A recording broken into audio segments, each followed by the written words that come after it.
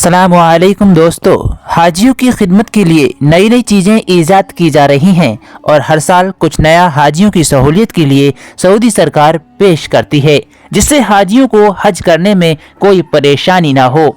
इस बार नई नई तकनीकें लॉन्च की गई हैं। उन्हीं में से एक है हमारे सामने व्हील चेयर, जो ऑटोमेटिक काम करेगी। खाने काबा का तवाफ करने के लिए ये बनाई गई है, जो इस तरह के ईजाद की गई है कि इसमें सेंसर लगाए गए हैं। इनकी खासियत ये है कि कोई भी इस व्हील चेयर के सामने आ जाएगा तो ये ऑटोमेटिक ही रुक जाएगी, किसी से भी नहीं टकराएगी। सामने कोई दीवार होगी तब भी ये ऑटोमेटिक ही रुक जाएगी। खासकर तवाफ करने के लिए इसे बनाया गया है। जो हाजी ऐसे होते हैं कि उनसे चलकर तवाफ नहीं किया जाता है, यानी बहुत ज़्यादा कमज़ोर होते हैं, तो ये ऑटोमेटिक व्हील चेयर उनके लिए तैयार की गई है। हज और उम्राह पर जाने वाले भारतीय नागरिकों के लिए सऊदी सरकार ने राहत के कई उपाय करने की योजना बनाई है। इसी में से एक है 48 घंटे के भीतर वीज़ा जारी करना और 96 घंटे का स्टॉप ओवर वीज़ा। सऊदी सरकार के मंत्री ने कहा है कि विशेष रूप से भारतीय हज यात्रियों को उनकी यात्रा के दौरान बेहतर अनुभव देने के लिए ये पहल की गई है। ये भी बताया गया है कि इससे विशेषकर उन महिला हज यात्रियों को फायदा पहुंचेगा जो अकेले हज यात्रा पर जाना चाहती हैं। वहीं एक रिपोर्ट के अनुसार भारतीय नागरिक व्यवसाय, पर्यटन और उम्राह वीजा पर उम्राह करने के लिए आसानी से सऊदी की यात्रा कर सकते हैं।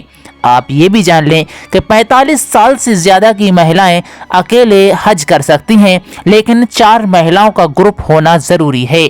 आप ये भी जान लें कि छोटे बच्चे भी इस बार हज पर जा सकते हैं, उनके लिए भी इजाज़त मिल गई है, लेकिन 0 से 2 साल तक के बच्चों का 10% किराया आपको देना होगा और 2 साल से बड़े बच्चों का आपको वयस्क के बराबर किराया देना होगा।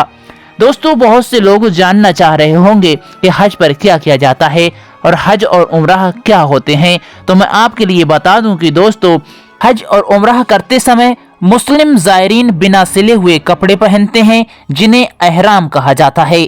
सऊदी के पश्चिमी हिजाज प्रांत में स्थित इस्लाम का सबसे पुराना और सबसे पवित्र स्थान मक्का दुनिया भर के मुसलमानों के लिए एक महत्वपूर्ण स्थान है।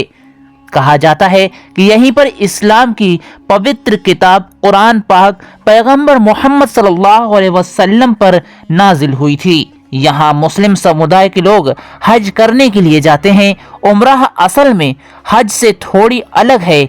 उम्राह मक्का की तीर्थ यात्रा को ये नाम दिया गया है, जो हज का ही एक छोटा सा हिस्सा है। उम्राह मुसलमानों को अपने विश्वास को ताज़ा करने, क्षमा मांगने और उनकी ज़रूरतों के लिए प्रार्थना करने का अवसर प्रदान करता है। ऐसा कहा जाता है कि जो इसे करता है वह अपने पापों से मुक्त हो जाता है। इस यात्रा में मुसलमान काबा के चारों तरफ चक्कर लगाते हैं, इसे तवाफ कहते हैं, और जिसका तवाफ पूरा हो जाता है उसके बाद सफ़ा और मरवा की सही की जाती है। सही करने के बाद मुसलमान अपने बालों को कतरवाते हैं, उसके बाद उनका उम्राह पूरा हो जाता है। लेकिन दोस्तों, उम्राह साल में किसी भी दिन किया जा सकता है और ये अपनी मर्जी के अनुसार आदमी कभी भी कर सकता है, और हज करना हर मुसलमान पर फर्ज होता है। इसलिए जो भी इस लायक है कि अपनी ज़िंदगी में हज कर सकता है तो उसको हज करना फर्ज है। अपनी ज़िंदगी में कम से कम एक बार हज करना फर्ज होता है। दोस्तों, हज करने का साल में सिर्फ एक ही समय होता है, वह होता है मुस्लिम कैलेंडर के अनुसार जिलहज्जा की 8 तारीख से 13 जिलहज्जा तक। उम्राह और हज में एक खास अंतर ये है कि उम्राह अपनी इच्छा से कर सकते हैं, लेकिन हज उन लोगों के लिए अनिवार्य है जो शारीरिक रूप से स्वस्थ हैं और इसे कर सकते हैं। हज इस्लाम के 5 स्तंभों में से एक है और जो मुसलमान सक्षम हैं वो इसे अपने जीवन में कम से कम एक बार ज़रूर करने की कोशिश करते हैं, और उन्हें जीवन में कम से कम एक बार करना ही चाहिए, क्योंकि अल्लाह तबारक व तआला ने हर मुसलमान पर हज करना फ़र्ज कर दिया है। यदि वह इतना माल रखता है और अपने जिस्म में इतनी ताकत रखता है कि वह हज कर सकता है, तो उसको अपने जीवन में एक बार हज करना ज़रूरी होता है। उम्रह पूरे साल में किसी भी दिन किया जा सकता है, लेकिन हज केवल एक ही समय इस्लामिक चंद्र कैलेंडर में आखिरी महीने के 8वीं और 13वीं ज़िलहज्जा के बीच किया जाता है। हज में यदि आप जा रहे हैं या आपके कोई अजीज जा रहे हैं तो आप इन बातों को बहुत ध्यान रखें। यदि आपको इन बातों का इल्म नहीं होगा तो शायद आपसे गलतियां हो जाएं और आपके हज में कोई कमी आ जाए, इसलिए हज पर जाने से पहले सभी बातें जान लें। दोस्तों, मैं आपको ये बताने जा रहा हूँ कि मस्जिद नमरा मैदान अरफात के अंदर है।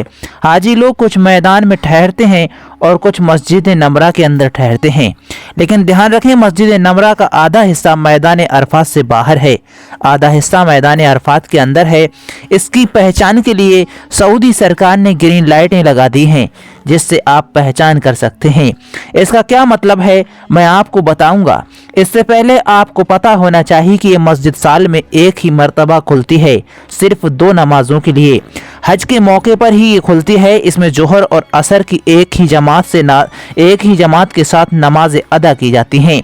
इमाम साहब इन 2 नमाजों को एक ही जमात के साथ पढ़ाते हैं।